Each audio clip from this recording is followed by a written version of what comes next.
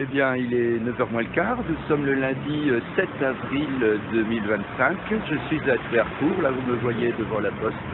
Et je vais recommencer mon périple. Donc, première étape à Croisille. Donc, j'ai passé la première nuit dans le coffre de la voiture. C'était un peu humide.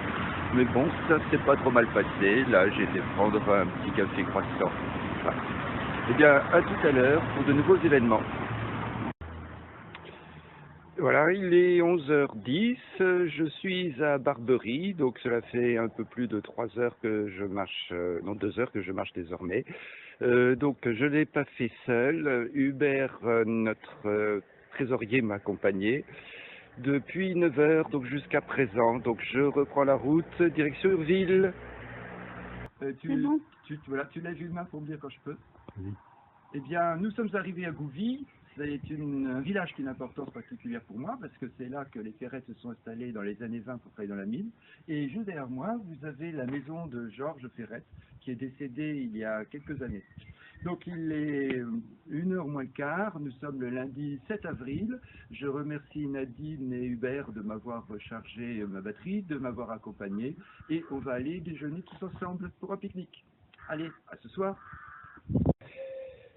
Bien, me voici à Saint-Sylvain, donc mon deuxième arrêt après Gouvy. Je me suis arrêté à Covico pour faire une sieste. Eh bien, c'est le premier bistrot que je rencontre depuis mon départ ce matin. Le précédent, c'était juste à la sortie de Tvercourt à Croisille.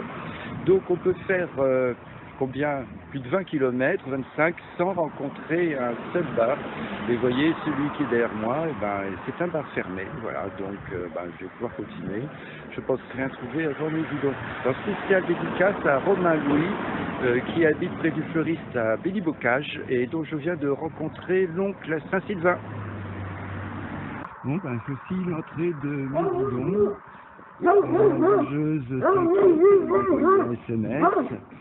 Et que dire si c'est que, bon, il est bientôt 7 heures, que la douleur a gagné les cuisses et que ce sera bien de se reposer en espérant que demain j'ai un peu moins de douleur. Voilà, à bientôt.